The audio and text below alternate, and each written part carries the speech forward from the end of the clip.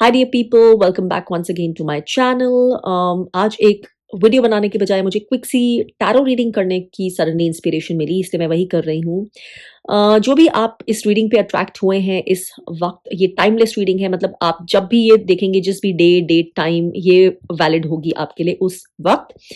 कौन है आपकी लाइफ में जो इस वक्त नार्सिसिस्ट या नार्सिसिस्ट हैं, जो आपकी लाइफ में अभी प्राइमरी रोल प्ले कर रहे हैं या आपकी लाइफ को इन्फ्लुएंस कर रहे हैं किसी तरह से। तो उसके बारे में, और क्या आपके लिए एक क्विक सी हायर गाइडेंस आ रही है, उसके बारे में ये रीडिंग है। So it's a very quick reading, बहुत ज़्यादा लंबी लैबोरेट रीडिंग नहीं है, लेकिन आई होप कि फिर भी इसमें जो गाइडेंस आई है वो आपको काफ़ी, जो इस समय आपको ज़रूरत है उसके हिसाब से काफ़ी आपको वैल्यूएबल होगी। आपके कुछ सवालों के जवाब देगी, आपको एक रास्ता दिखाएगी एटलीस्ट कि आपको कैसे इस सिचुएशन से बेहतर तरीके से, हाईएस्ट तरीके से डील करना है। तो 3 पाइल्स हैं, पाइल ए, पाइल बी, पाइल सी। एक ही तरह के मैंने ये फ्लावर्स रखे हैं, उनकी बस शेप्स डिफरेंट है। आपको जो भी शेप में कुछ अगर सिंबोलिज्म दिख रहा है या वैसे ही कुछ भी इंस्टिंक्टिवली अट्रैक्ट कर रहा है, तो आप वो पाइल चूज कर सकते हैं। एक से ज्यादा पाइल की तरफ अट्रैक्ट होते हैं तो वो भी चूज कर सकते हैं। प्लीज याद रखिए, ये जनरल रीडिंग है, तो जरूरी नहीं है बिल्कुल परफेक्टली हर एक की सिचुएशन के साथ रेजोनेट हो एग्जैक्टली। तो आपको जिस तरह से भी समझ आ रही है अपने लिए, अपने कॉन्टेक्स्ट में, उस तरह से आप रीडिंग को प्लीज इंट्यूटिवली समझ लीजिए, and that will be the best way to get value from this reading. तो आगे बढ़ते हैं। ओके, तो जिन लोगों ने पाइल ए चूज किया है, ये उनकी गाइडेंस है। तो सबसे पहले जो कार्ड्स हमें दिख रहे हैं, उसके हिसाब से ये बहुत क्लियर है कि आप में से ज़्यादातर लोग जो हैं, जो इस फाइल की तरफ गाइडेड हुए हैं, उनकी लाइफ में जो नार्सिसिस्ट है, जिसका इम्पैक्ट शायद उनकी लाइफ में काफ़ी रहा है या अभी भी है, वो एक मेल फिगर है। और बहुत लाइकली ये कोई फादर फिगर टाइप है। फादर हो सकता है नार्सिसिस्ट, टॉक्सिक, या फिर कोई और फादर फिगर, ग्रैंडफादर हो सकता है। ये भी हो सकता है कि आपके ऊपर जो इम्पैक्ट हुआ है वो किसी इस तरह के ही मेल फादर फिगर का हुआ है, जो पेट्रियार्क कह सकते हैं, जो फैमिली का ज़्यादा करता धरता होता है, हायरार्की में सबसे शायद ऊपर आता है, जिसका कंट्रोल है, जिसकी पावर है, जिसकी सब सुनते हैं, जिसकी डिसीजन मेकिंग होती है हर चीज़ में। और वो इंसान जो है आपकी लाइफ में, वो नार्सिसिस्ट है, और उसका आपके ऊपर बहुत ज़्यादा नेगेटिव इम्पैक्ट हुआ है या अभी भी है। और जो इस कार्ड को इनको देखने से लग रहा है, तो जैसे मैंने कहा, ये बहुत अथॉरिटी के फिगर है आपकी फैमिली में, इनकी काफ़ी चलती है। He likes to be in control, he likes to be heard, autocratic हैं ये, अपनी बात ही चलाना चाहते हैं, और कुछ और रास्ता किसी और के हिसाब से कुछ भी करना इन्हें पसंद नहीं है। और शायद इनके अंदर काबिलियत भी है, बहुत कुछ चीज़ों की काबिलियत भी है, लेकिन वो उसको नेगेटिव वे में उसका इस्तेमाल करते हैं, अपनी पावर का नेगेटिव वे में इस्तेमाल करते हैं। और काफ़ी सारे लोग इनके आसपास हैं जो इनके लिए फ्लाइंग मंकीज़ का काम करते हैं, वो इनके इनेबलर्स बन जाते हैं। तो काफ़ी सारे ऐसे फैमिली मेंबर्स हो सकते हैं या और भी लोग, तो काफ़ी लोगों को इन्फ्लुएंस कर लेते हैं या किया हुआ है इन्होंने। और ये बहुत सारे लोग जो हैं, इनसे किसी ना किसी तरह से अपने अपने पर्सनल गेन्स के लिए, या बिकॉज वो वीक पर्सनालिटीज़ हैं, तो इनके फ्लाइंग मंकीज़ बन जाते हैं। तो ये जो इंसान है, this person is surrounded by flying monkeys, और उसके लिए वजह से भी आपके ऊपर बहुत जो है, आपको नेगेटिव कॉन्सिक्वेंसेस झेलने पड़ते हैं। You are in a toxic situation, और शायद ये ऐसी सिचुएशन है जिससे डील करने के लिए आपको बहुत ज़्यादा दिमाग लगाना पड़ता है, बहुत ज़्यादा फोकस लगाना पड़ता है, कि आप चैन से नहीं बैठ सकते हैं कि अगले पल क्या हो जाए। तो ऐसे कि स्ट्रैटेजाइज करना पड़ता है, ध्यान लगाना पड़ता है, लेजर शार्प, जैसे कि पता नहीं क्या बैटल हो, या जैसे कि पता नहीं आपकी ज़िंदगी का गोल यही रह गया है कि एक दिन से दूसरे दिन तक आप आराम से निकाल सके, एक्शल्स पे नहीं चलना पड़े, आप एक दिन से दूसरे दिन में बस अपनी शांति में ही निकाल सके, वही बहुत बड़ी बात है। इनसे कुछ भी इंटरेक्शन करना, कुछ भी इंगेजमेंट करना, किसी तरह की भी बात करना, और स्पेशली अगर कुछ ऐसा आ जाए जिसमें बात करनी ज़रूरी है, कुछ डिसीजन मेकिंग आ जाए जिसमें इनका इन्फ्लुएंस है, जिसकी वजह से आप जिस चीज़ में आप इनके ऊपर निर्भर है, तो तब तो बहुत ही ज़्यादा मुसीबत की सिचुएशन होती है। आपको ऑलमोस्ट मैनूवर करना पड़ता है उस सिचुएशन को, कि कैसे निकालेंगे। तो जो गलत बात ये है कि आपको इस तरह की चीज़ों के लिए अपना स्ट्रैटेजी, अपना दिमाग, अपनी बुद्धि लगानी पड़ रही है, किसी ढंग की चीज़ के बजाय। ये है कि आपकी रेगुलर लाइफ में जस्ट नॉर्मल सिचुएशंस को नेविगेट करने के लिए जो आराम से हो जानी चाहिए, जो बड़ी रेगुलर चीज़ें होती हैं सबके साथ ही, रेगुलर कम्युनिकेशन, रेगुलर इंटरेक्शन, उसमें भी बहुत बार आपको बहुत तनाव, बहुत ज़्यादा ऐसे लगता है कि जैसे बैटल लड़ने जा रहे हो, जैसे स्ट्रैटेजीज़ बनानी पड़ती, मतलब अपने आप को टॉक्सिसिटी से बचाएँगे कैसे और साथ में काम कैसे होगा एंड ऑल दैट। तो अब देखते हैं और क्या गाइडेंस आई है इस सिचुएशन से डील करने के लिए, इसके बारे में और आपको पर्सपेक्टिव देने के लिए और क्या आपकी गाइडेंस आई है, तो ये आपके बाकी के कार्ड्स में देखते हैं। तो सबसे पहले तो ये कार्ड को देखकर ऑब्वियसली यही लग रहा है कि अ, आपने जो है शायद बहुत सारे लोगों को जो अपनी गुडनेस है या आपने कोई अच्छी चीज़ है, आपने बहुत ज़्यादा ओवर एक्सटेंड किया, अपनी नाइसनेस शायद आपने ओवर एक्सटेंड की है लोगों को, कोडिपेंडेंसी या जिस भी तरह से कह लीजिए, आपने ओवर अच्छा बने हैं लोगों के साथ, लाइक ज़रूरत से ज़्यादा दिया है लेने के बजाय। So that needs to be corrected. Power का बैलेंस होने के लिए आपको गाइड किया जा रहा है। तो कहाँ-कहाँ है, बिना अपने आप को नेगेटिव करे, फेयर रहते हुए, इंटेग्रिटी से काम करते हुए, ऑनेस्टी से काम करते हुए, अपने हार्ट और हेड दोनों को यूज़ करते हुए, एक टॉक्सिक इंसान नहीं बनना है आपको। सही रहते हुए आप क्या है जो करेक्शन कर सकते हैं, जो आपने पहले नहीं किया था? कौन-सी जगहें हैं, कौन-सी सिचुएशंस हैं, कौन से लोग हैं, इंक्लूडिंग दिस पर्सन या इनके फ्लाइंग मंकीज़, जहाँ पे आपने बहुत ओवर एक्सटेंड किया है, बहुत ज़्यादा अपना kindness, generosity, time, effort, energy, interest ज़रूरत से ज़्यादा दिया है, ज़रूरत से ज़्यादा उनकी बातें सुनी है, ध्यान दिया है, उनको खुश करने की कोशिश की है। वहाँ से अपनी एनर्जी वापस लेना शुरू करिए, अपने पास लाना शुरू करिए, और जहाँ पर आपको लगता है फेयर है, जहाँ पे आपका बिहेवियर ऐसा इस तरह से डिमांड करता है कि आप उनके साथ ठीक बिहेव करें, आप कुछ दें उन्हें, अपनी टाइम, एनर्जी, एफर्ट दें, जहाँ पे वो सही बनता है, अप्रोप्रिएट है, बैलेंस्ड वे में है, वहाँ पर ज़रूर दीजिए। तो आपको गलत होने को नहीं कहा जा रहा है। तो और आपने शायद बहुत सारी जो गुडनेस की भी है, बहुत कुछ दिया है लोगों को, तो वो आपको अब आपको हेल्प करेगा, क्योंकि यूनिवर्स में कुछ भी जो हम खर्च करते हैं सही तरह से वो वेस्ट नहीं जाता है। So if you been good to people around, generally ये सारे लोग या और भी लोग ज़िंदगी में ज़्यादातर आप कोई अच्छे इंसान हैं, आप भला करते हैं, आप फेयर रहते हैं, आप हेल्पफुल होते हैं, आप काइंड होते हैं, तो वो सारी एनर्जी आपके पास आएगी, आपके बैंक में जमा है। So it will help you now in this situation. आप अपनी पावर बस लेना वापस लेने का काम शुरू करिए। So that is your guidance, और फेयर प्ले करिए, सबके साथ में फेयर रहिए। तो अपनी एनर्जी ना एकदम अपने पास ऐसे खींचिए कि आप बिल्कुल क्रूअल हो गए हैं, आप लोगों के लिए हेल्पफुल नहीं हैं, काइंड नहीं हैं, आप फेयर नहीं रहते, आप ज़िंदगी से निराश, हताश, विक्टिमहुड में रह रहे हैं, वो भी नहीं करना है। और साथ ही में ज़रूरत से ज़्यादा पीपल प्लीज़र, ज़रूरत से ज़्यादा जो एनर्जी इम्बैलेंस है बेसिकली, जैसे कैसे करेक्ट कर सकते हैं, वो करेक्ट करना है। एट द सेम टाइम अपनी गुडनेस को रिटेन करना है, रखना है अपने अंदर, वही आपकी बहुत बड़ी क्वालिटी है।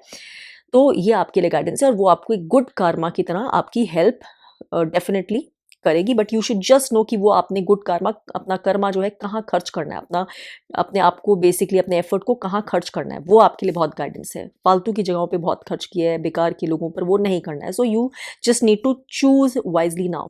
सो लेट्स सी कि और क्या कार्ड्स हैं। Okay, so this is I think a very nice card to receive. 9 of cups है, और ये बहुत फुलफिलमेंट का कार्ड होता है, जहाँ पे ऐसे होता है कि आपका घड़ा, आपके कप्स भरे हुए हैं, there is happiness, there is joy. लेकिन क्या आप इसको देख पा रहे हैं? क्या ऐसा है कि आप इस सिचुएशन में इन लोगों के बीच में ट्रैप्ड, अपना लाइफ का पर्सपेक्टिव ही भूल गए हो? बहुत सारी चीज़ें हैं आपके पास ग्रेटफुल होने के लिए, लेकिन आप ग्रेटफुल हो ही नहीं पाते हैं, क्योंकि आप टॉक्सिक नेगेटिव लूप में ही फंसे रहते हैं अपनी, जैसे मैंने कहा, ज़िंदगी डे टू डे निकालने के लिए वहीं आपका दिमाग लगा रहता है, इन लोगों से डील करने में ही। तो अब ऐसा नहीं करना है। बहुत सारी ब्लेसिंग्स आपकी लाइफ में हैं ऑलरेडी। हो सकता है वो आपके इनर रिसोर्सेज हो, स्पिरिचुअल रिसोर्सेज, एक डिवाइन प्रोटेक्शन हो, या आपके पास अबंडेंस हो, या आप अच्छे घर में रहते हो, या आपके अच्छे दोस्त भी हों, कोई ऐसे भी लोग हों जो सच्ची में आपके साथ खड़े रहते हैं।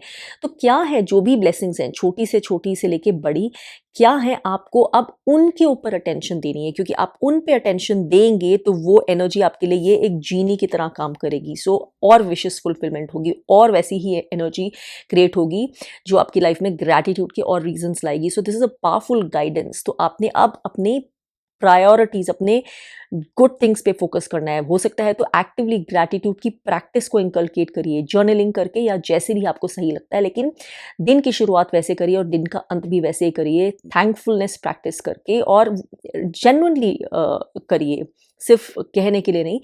अपनी अच्छी चीज़ों पर फोकस करिए, उसकी एनर्जी बढ़ाइए, कम करते जाइए अपनी एनर्जी इन टॉक्सिक लोगों के ऊपर। सारा टाइम दिमाग में इनके ख्याल, मेडिटेशन कर सकते हैं तो वो करिए। जिस तरह से भी आपकी एनर्जी आप वापस ले सकते हैं, you can start focusing on the positive aspects of your life, वो आपकी गाइडेंस है, that will really work powerfully for you at this point of time. And ये फाइनल कार्ड है आपका, जिसमें बहुत ही एक अच्छी गाइडेंस है, विच इज़ न्यू बिगिनिंग्स। तो ये न्यू बिगिनिंग किसे नहीं चाहिए होती, specially if you are dealing with narcissist और narcissistic people in your life, in your family. और ये न्यू बिगिनिंग, जैसे कि आपने देखा ही है, उसमें आपको कहा गया है हैव करेज एंड फेथ, क्योंकि आपकी लाइफ आपको कोई खुद ही नई डायरेक्शन की तरफ ले जाने की कोशिश कर रही है। एग्जैक्टली ये डायरेक्शन क्या है, आपकी स्पेसिफिक सिचुएशन के हिसाब से आप जानते ही होंगे, आपको अंदाज़ा लग गया होगा या लग जाएगा जल्दी ही, लेकिन it's going to be definitely new beginnings. जैसे कि मैंने कहा भी है कि न्यू अर्थ की एनर्जी बहुत फास्ट चेंज हो रही है, बहुत फास्ट जो है ये ओल्ड अर्थ शिफ्ट हो रही है, और इसलिए आपको डेफिनेटली ध्यान रखना है कि आपकी एनर्जी ये पॉजिटिविटी की तरफ रेडिएट हो रही है, या आप ओल्ड लूप्स में, ओल्ड एनर्जीज में स्टक है इन लोगों की तरह। तो आपको वो नहीं करना है। जैसे आप अपनी एनर्जी पे काम करेंगे, जैसे आप अपनी एनर्जी को बैलेंस करेंगे, जैसे आप ग्रैटिट्यूड पे फोकस करेंगे, जैसे आप अपने ऊपर काम करेंगे, वही एनर्जी रेजोनेट करेगी, यूनिवर्स भी रेजोनेट करेगा, क्योंकि आपके जो एनर्जी फील्ड है उसमें new beginnings definitely lined up हैं। कुछ ना कुछ नया, बेहतर, फ्रेश स्टार्ट आपके लिए होगा, जहाँ पे आपके बहुत सारी चीज़ों का आपको एक न्यू पर्सपेक्टिव मिलेगा, नया समाधान मिलेगा। तो आपको पॉजिटिविटी पे और एनर्जी बैलेंस पे फोकस करना है, अपने इनसाइड और फिर अपने आउटर एक्शंस में। तो प्लीज़ इन चीज़ों का ध्यान रखिए, and they could be a lot of new change in your life. Pile B, ये आपकी रीडिंग है। तो इन कार्ड्स से जो दिख रहा है उससे यही लगता है कि आपकी लाइफ में जो नार्सिसिस्ट है वो आपकी लव लाइफ से कनेक्टेड है, रोमांटिक इन्वॉल्वमेंट से कनेक्टेड है। हो सकता है ये रिश्ता थोड़ा सा रिलेटिवली नया हो, maybe someone new who's come in your life, या ये रिश्ता पुराना हो, बॉयफ्रेंड या गर्लफ्रेंड या हस्बैंड या वाइफ कोई भी हो सकता है। तो जिस तरह का भी रिश्ता है, there is some kind of romantic love involve, और हो सकता है कि ये रिलेशनशिप जो है, इसमें अगेन आप पहचान नहीं पाए इस इंसान को, आपको लगा था कि ये राइट मैच है, बिल्कुल परफेक्ट आपको लगा था, आपको बहुत अच्छा लगा था जब आपकी मुलाकात हुई थी, आपको शुरू में यही लगा था कि this is the perfect match. आपको लगा था जैसे कि आप आपस में ही बिलॉन्ग करते हैं, बिल्कुल फिट इन होते हैं साथ में। आपकी एनर्जीज़ आपको उस समय बहुत हार्मोनियस लगी थी, जितनी भी आपकी परख होगी तो आपको यही लगा था कि राम मिलाई जोड़ी काइंड्स। तो आपको लगा था कि आपके दिल एक्चुअली में मैच कर रहे हैं, लेकिन बहुत जल्दी या जितना भी समय आपको लगा होगा, आपको इस टाइम पे एहसास है कि ये एक शायद ट्रॉमा बॉन्ड में बदल चुका है या बदल रहा है, या आप छोड़ नहीं पा रहे हैं, या आप फँस गए हैं। और again this could be also an अभी हो सकता है शादी नहीं हुई हो या शादी हो चुकी हो, बट जो भी है, this is a romantic involvement जो आपके लिए अब बहुत ज़्यादा टॉक्सिक हो गया है। जो लगा था कि एक बहुत काइंड ऑफ ब्यूटीफुल रिलेशनशिप होगा, beautiful chapter of your life, उसमें अब हीलिंग की ज़रूरत है। वो बहुत टॉक्सिक डार्कनेस का ज़रिया बन गया है, एंड डिसेप्शन का, डिसऑनेस्टी का। आपको नहीं पता था जब आप इस तरफ जा रहे थे कि आप किस चीज़ के लिए साइन अप कर रहे हैं, आपको अब पता चला है। एंड इट्स ऑल्सो पॉसिबल कि स्पेशली अगर ये मैरिड रिलेशनशिप है, इट्स पॉसिबल कि आपकी जो बहुत सारी चिंताएँ हैं, या इस रिलेशनशिप में हो सकता है फँसे रहने का रीज़न है वो कोई बच्चे से रिलेटेड है। May be you have a son or a daughter, छोटा बच्चा, यंग बच्चा, या फिर टीनेजर भी हो सकता है। तो वो एक बहुत बड़ा रीज़न है जिसकी वजह से आपको समझ नहीं आ रहा है अब कि आप क्या करें, इस रिलेशनशिप को कैसे छोड़ें, किस तरह से आगे ले जाएँ, तो कुछ आपको रास्ता नहीं दिख रहा है। ये बहुत कंटेंशन का इश्यू है, बहुत एंग्ज़ायटी का इश्यू है। So that is very much possible. So let's see कि और गाइडेंस के कार्ड्स आपके लिए कि क्या कर सकते हैं, क्या इस समय आई है गाइडेंस आपके लिए। Okay, so this is one of the hugest cards of the tarot. ये रिलीज़ का कार्ड है या डेथ का कार्ड भी है। तो किसी ना किसी तरह की मुझे लगता है एंडिंग आपकी लाइफ में होने ही वाली है, एंड अगर ये हम नार्सिसिस्ट के कॉन्टेक्स्ट में है तो obviously this is good news, चाहे कितनी भी पेनफुल हो सकता है। आप ऑलरेडी डाइवोर्स प्रोसीडिंग्स में हो या सेपरेशन का के प्रोसेस के बीच में इन्वॉल्व हो, जैसे भी है किसी भी तरह से ऑब्वियसली ये पेनफुल प्रोसेस होगा, बहुत डिमांडिंग प्रोसेस होगा। हो सकता है आप काफ़ी अंत तक पहुँच चुके हो या हो सकता है ये अभी स्टार्ट हुआ है या आप बीच में है इसके।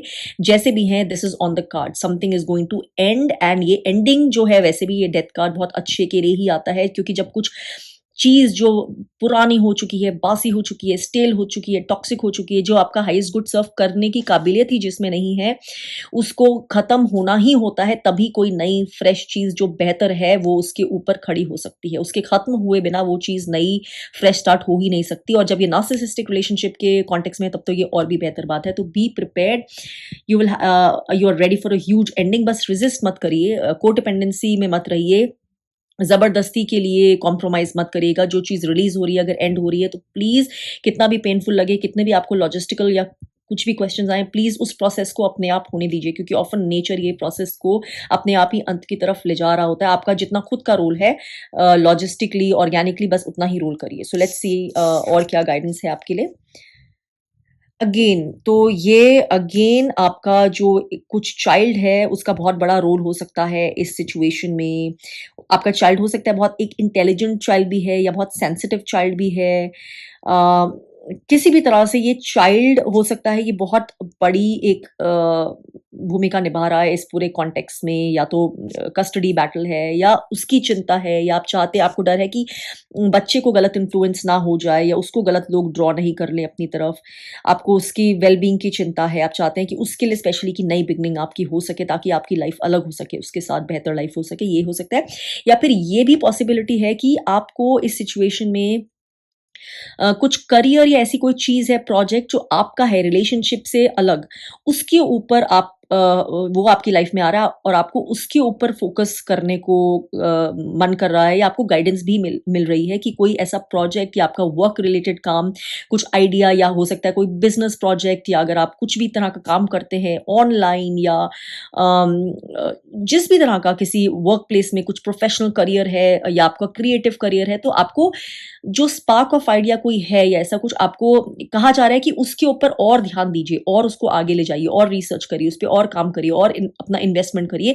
इस चीज़ को अपनी एनर्जी देने के बजाय आपकी लाइफ में कोई और चीज़ है जिसके लिए आपके पास हुनर है, क्रिएटिविटी है, आपके पास एम्बिशन भी है, आपको वो रेजोनेट भी करता है और आपकी ऑथेंटिसिटी का पार्ट है, उसके ऊपर फोकस करिए, क्योंकि वो शायद बहुत बड़ा हिस्सा होगा आपकी ये बैटल में। आपको इसको फोकस करना है और इसको बड़ा बनाना है। आप ये आपको ही पता है कि आपके केस में क्या है, ये किसी चाइल्ड से रिलेटेड है या आपका खुद का करियर, कुछ काम, कुछ ऐसी अपॉर्चुनिटी जो आपको मिल जाए जो आपको इस चीज़ से अलग करने में मदद करे, आपको नई दिशा दिखा दे, आपको एक नया पाथ आपके लिए खोल दे। तो इसके ऊपर आपको डेफिनिटली फोकस करना है, इस चीज़ पे फोकस नहीं करना है। And let's see your final card. So again as you can see ये कार्ड बहुत ही सेल्फ एविडेंट है, इंस्पायर पैशन। तो जैसे कि मैंने अभी आपको कहा ही है, आपके देखिए इसमें गोल्स की बात की है, opportunity for goals, patience and rejoin life. तो शायद आपने इस रिलेशनशिप में अपने आप को इतना खर्च कर दिया है मेंटली, इमोशनली, स्पिरिचुअली, मटीरियली, कि आप अपने आप को ध्यान देना, अपना सेल्फ लव लव भूल ही गए हैं। आपको क्योंकि ये भी पास आ रहा है, ये जो डेथ का कार्ड है, आपको बताया जा रहा है कि नहीं, आपकी लाइफ अभी भी है, आपको अपनी पावर वापस लेनी है। आप खुल के, खुशी से, पैशन से जीने के पूरे हकदार हैं। तो अपना जो भी आपका एम्बिशन है, पैशन है, चाहे ज़िंदगी के प्रति या किसी और चीज़ के प्रति, उसको उस पे वापस एनर्जी लाइए, उसके ऊपर फोकस करिए, उसको बर्थ दीजिए, और वो आपकी बहुत मदद करेगा इस नेगेटिविटी से निकलने के लिए। आपको हो सकता है कोई नया इंसान भी इवेंचुअली मिल जाए, लेकिन फिलहाल आप इस पे फोकस करिए अपनी ज़िंदगी को कैसे जीना, आपके क्या सपने हैं जो बीच में रुक गए थे इस टॉक्सिसिटी की वजह से, क्या आपके एम्बिशंस थे, क्या आपको करने का मन है, क्या ट्रैवल करने का मन है, कि कुछ नई चीज़ क्रिएट करने का मन है, आपने अपने टैलेंट्स को रोक दिया था, अपनी फ्रीडम को रोक दिया था। तो प्लीज़ अपने अंदर वो जो चीज़ मर गई थी या रुक गई थी, स्टक हो गई थी, वो पैशन वापस जगाइए, और उसको जगाने में देर मत करिए, उसको अटेंशन दीजिए बिना गिल्ट, बिना अपॉलॉजी के। And that is a huge thing, जो आपकी एनर्जी, माइंड, इमोशंस उसमें इन्वेस्ट होंगे और वहाँ से आपके लिए रास्ता निकलेगा। इस चीज़ को कम अटेंशन दीजिए, इससे दूर होना शुरू कर दीजिए। जो भी आप सही स्टेप्स ले रहे हैं, प्लीज़ लेते जाइए to somehow bring an end to this thing. अपनी एनर्जी अपने लाइफ को अब रीगेन करने में, रिक्रिएट करने में लगाइए, वही आपके लिए सबसे बड़ी गाइडेंस है। And you have all the divine blessings to do that.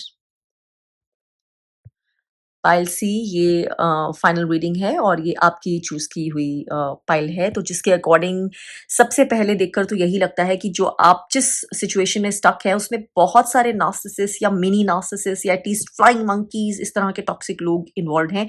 हो सकता है किसी सेंट्रल नार्सिसिस्ट के आस-पास इन्वॉल्व्ड हों।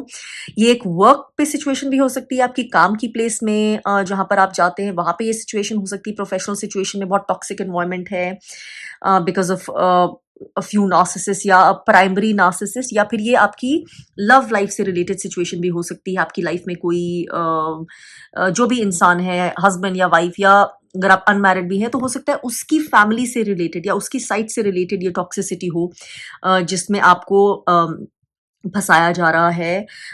Most likely this could be a married relationship, और इसमें अगेन हो सकता है बहुत सारे एक्सटेंडेड फैमिली वाले हैं जो टॉक्सिक हैं या फ्लाइंग मंकीज़ का रोल प्ले करते हैं। आपकी ये कोई सोल बॉन्ड हो सकती है, कार्मिक रिलेशनशिप भी हो सकती है, या एक जेन्युइन रिलेशनशिप, जेन्युइनली सोलमेट वाली रिलेशनशिप भी हो सकती है, लेकिन इसमें बहुत सारा जो है टॉक्सिसिटी जो है दूसरों की वो इंटरफेयर कर रही है। बहुत सारे कुछ कार्मिक तरह के बॉन्ड्स भी हैं जो आपकी हैप्पीनेस में इंटरफेयर कर रहे हैं, तो कुछ भी हो सकता है। और ऐसा लगता है कि आपको ऑलमोस्ट इस सिचुएशन में आप अपने आप को पा रहे हैं जहाँ पे आपको सर्वाइव करने के लिए, अपनी पीस या सैनिटी बरकरार रखने के लिए आपको लगता है कि एक दिन से दूसरे दिन प्रोग्रेस करने के लिए, अपना एटलीस्ट नॉर्मल जीने के लिए ही, नॉर्मल रास्ता बनाने के लिए ही, चाहे ये वर्क से रिलेटेड है या पर्सनल रिलेटेड है, आपको इतने सारे माइंड गेम्स का सामना करना पड़ रहा है, इतने सारे पेटी फिज़ूल की जो एनर्जी खर्च होती है जिन चीज़ों में, जो ईगो वाले गेम्स में पार्टिसिपेट करना पड़ रहा है बिकॉज़ ऑफ दीज़ पीपल। तो हो सकता है ना चाहते हुए पार्टिसिपेट करना पड़ रहा हो, या हो सकता है कि आपको अब लग रहा है कि अगर आप नहीं पार्टिसिपेट करेंगे, आप भी तरीके नहीं लगाएँगे, आप भी ये माइंड गेम स्कीमिंग नहीं करेंगे, तो आपको जीने नहीं देंगे, आप अपना रास्ता बना ही नहीं पाएँगे। आपके सर्वाइवल पे आ गया है। तो ऐसा कुछ भी हो सकता है। And again obviously this is a very, very toxic situation to be in. आपको बहुत ड्रेन कर रही है, आपकी एनर्जी सक कर रही है। These are all kind of energy vampires in your life. और अगेन जैसे मैंने कहा, वर्क सिचुएशन हो सकती है, या ये कुछ सिचुएशन है जो आपकी कुछ रिलेशनशिप है, एक बहुत कोई deep soul relationship, love relationship, romantic relationship उसके साथ इन्वॉल्व है, किसी ना किसी तरह से लिंक्ड है ये जो हैवी सिचुएशन है। कुछ छीना-झपटी मची हुई है, कुछ बहुत ही जो लो वाइब्रेशनल बिहेवियर होता है ना, उस तरह का बिहेवियर है बेसिकली आपकी इस सिचुएशन में। लोग बहुत ज़्यादा पेटी हैं और अक्लमंद भी नहीं हैं, बहुत ज़्यादा वाइज़ लोग नहीं हैं, and you are surrounded by this energy. तो लेट्स सी आपके कार्ड्स और क्या गाइड करते हैं। वेल, आपको जान के खुशी होगी, आपका ये जो गाइडेंस का कार्ड है, सबसे पहले दिस सेज ऑब्वियसली, जैसे आप देख सकते हैं, विक्ट्री। तो अगर ये सिचुएशन स्पेशली अगर वर्क के बारे में, प्रोफेशन के बारे में है, तो आपको आप प्लीज़ अपना बैलेंस बना कर रखिए, अपनी इक्वानिमिटी बना के रखिए, अपने आप, अपने इमोशंस पर और अपने एक्शंस पर काबू रखिए। विजडम से लीजिए, सोच, सूझबूझ और समझदारी से लीजिए, इन गेम्स में मत फंस के लीजिए। तो आपके पास काम में कोई कामयाबी, या जो आप डिजर्व करते हैं, जो नाम आप डिजर्व करते हैं, या रिकग्निशन या प्रमोशन या जो भी कोई चीज़ है, वो आपके पास ज़रूर आने की बहुत पॉसिबिलिटी है, जो आप राइटफुली डिज़र्व करते हैं, शायद जिसके लिए ये आपका रास्ता रोकना चाहते हो, जिसके लिए ये हाहाकार मचाओ, वो चीज़ अगर आप राइटफुली डिज़र्व करते हैं इस कार्ड के अकॉर्डिंग, तो आप उसी पे फ़ोकस रखिए, वो आपके पास आने के बहुत ज़्यादा चांसेस हैं। स्पेशली अगर आप फेयर प्ले करते रहिए, अपनी एनर्जी को ढंग की चीज़ों में ही इन्वेस्ट करिए, इन सब चीज़ों में इन्वेस्ट मत करिए। लेट्स सी बाकी के कार्ड्स क्या कहते हैं।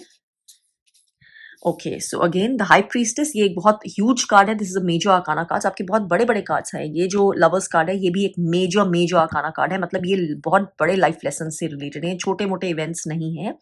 हाई प्रीस्टेस का कार्ड जो है वो गाइडेंस के लिए आया है, तो ये आपको अगेन जैसे आप पढ़ ही सकते हैं, मेडिटेशन के बारे में बोल रहा है। हाई प्रीस्टेस का कार्ड हमेशा अंदर जाने के बारे में होता है, तो आपको इस सिचुएशन से डील करने के लिए भी आपको बाहर के फालतू के एक्शंस में इन्वॉल्व होने के बजाय, आपको ये जो चीज़ चाहिए, इसके लिए आपको बोला जा रहा है कि आप अपना रास्ता अंदर से बनाइए, अपनी इंट्यूशन पे, अपनी इनर गाइडेंस पे, इनर वॉइस, हायर सेल्फ की आवाज़ अ, के ऊपर डिपेंड करिए, मेडिटेशन करिए, उससे आपकी एनर्जी पॉजिटिव होगी, उससे अपने आप जो टॉक्सिक एनर्जी आपके आसपास वो लाइट में बदलती जाएगी, उससे अपने आप जो लोग आपके साथ नेगेटिवली डील कर रहे हैं, उनकी पावर कम होती जाएगी। तो और ये डेफ़िनेटली होता है जब लोग रेगुलरली मेडिटेशन प्रैक्टिस करते हैं, तो उनका एनर्जी शील्ड्स और ज़्यादा प्रोटेक्टेड और पावरफुल होता जाता है। With regular meditation. And toxic energy और लोगों की स्कीमिंग, टॉक्सिक ईविल प्लान्स उनके लिए कम से कम काम करते हैं। जितने लोग लगाते हैं तो उनके लिए कोई और रास्ते निकल आते हैं, जितना और लोग कोशिश करते हैं उनको डाउन करने की तो यूनिवर्स उनके लिए कहीं और से पाथ खोल देता है। ये आपको इनर गाइडेंस में जाना है, अपने अंदर की विजडम से जुड़ना है, वहां से आपके जवाब आएंगे, बाहर से कुछ नहीं मिलने वाला। इन सब माइंड गेम्स में फंस के और ज्यादा ही आप उसमें और ट्रैप होते जाएंगे, कुछ नहीं मिलेगा। तो this is a huge guidance for you. कोई पाठ करते हैं आप, अगर किसी स्पिरिचुअल बुक से कनेक्टेड हैं, जिस भी धर्म को आप बिलोंग करते हैं, तो आप प्लीज उससे कनेक्टेड रहिए। चैंटिंग करते हैं तो, कोई ग्रंथ पढ़ते हैं तो, जिससे आपको लगता है पीस मिलती है और पॉजिटिविटी मिलती है और डिवाइन रेडियंस मिलती है, तो वो आप डेफिनेटली करते रहिए। नहीं करते हैं और अगर गाइडेड फील कर रहे हैं तो वो भी कर सकते हैं। That is a huge guidance for you. तो आप मेडिटेशन मतलब जो भी अंदर की एनर्जी है उसके ऊपर मेडिटेशन आप कर सकते हैं। वहां से आपको सेंटरिंग, पॉजिटिव एनर्जी और बैलेंस मिलेगा इस सिचुएशन से डील करने के लिए, और यहाँ इस सिचुएशन को विक्ट्री में भी कन्वर्ट करने के लिए। ये जो वर्क से रिलेटेड सिचुएशन हो सकती है, या फिर ये जो एंटायर माइंड गेम्स आपके आसपास चल रहे हैं, चाहे ये फैमिली से रिलेटेड है, ये सिचुएशन को विक्ट्री में कन्वर्ट करने के लिए इसका होना बहुत जरूरी है, और ये आपके लिए बहुत बहुत पॉसिबल है। Let's see the final guidance card. तो अगेन ये नेचर का कार्ड है, तो इससे ही मैं कनेक्ट करूंगी। इनर गाइडेंस आपको नेचर से बहुत ज्यादा अपने आप को एनर्जाइज करने की गाइडेंस दी जा रही है। हो सकता है आप कोई एम्पैथ हो, ये भी पॉसिबल है, तो आप ऑलरेडी नेचर की तरफ बहुत ड्रॉन होते हो। Nature, mountains, grass, meadows, trees, तो ये सारी एनर्जी, क्योंकि नेचर की एनर्जी बहुत ज़्यादा प्योर होती है, तो वो हमारे एनर्जी फील्ड को अगेन बहुत ज़्यादा एनर्जाइज करती है, और जो नेगेटिव एनर्जी होती है वो हमसे ले लेती है, उसको ग्राउंड कर देती है। तो इसलिए नेचर में चाहिए, हो सकता है घास पे चल सकते तो घास पे चलिए, ट्रीज को हक कर सकते तो हक करिए। आपको बाहर जाकर नेचर में बैठने का शौक है, मे बी छोटी सी वेकेशन ले सकते हैं रोज कहीं, अगर आपके पास इस तरह की जगह है, थोड़ा सा भी पैच है या आपके पास गार्डन है, तो उसका भरपूर उपयोग करिए। साइलेंस में बैठिए, वहां मेडिटेशन भी कर सकते हैं, या ऐसे ही जस्ट उन चीजों को देखने से ही, जो नेचर की चीजें हैं, आपकी एनर्जी क्लियर होती है, टॉक्सिक एनर्जी ग्राउंड होती जाती है, आपसे रिलीज होती जाती है, और आपको बहुत रिफ्रेश्ड होके आपको पॉजिटिव एनर्जी आपकी मिलती है बॉडी को और एनर्जी फील्ड को। एंड वो आपको एकदम से जो नेगेटिविटी है उससे डील करने के लिए नई जो है आपको ऊर्जा बेसिकली देती है, आपको आपके माइंड को क्लियर करती है, फ्रेश करती है। तो ये सब आपके लिए गाइडेंस है। आई थिंक ये बहुत ही अप्रोप्रिएट गाइडेंस है। तो अगर आप इसका इस्तेमाल करते रहें और ये माइंड गेम्स में नहीं फंसे, तो आप you really have nothing to worry. आपका जरूर यूनिवर्स रास्ता खोल रहा है और खोलते जाएगा बेहतर से बेहतर के लिए। Thank you.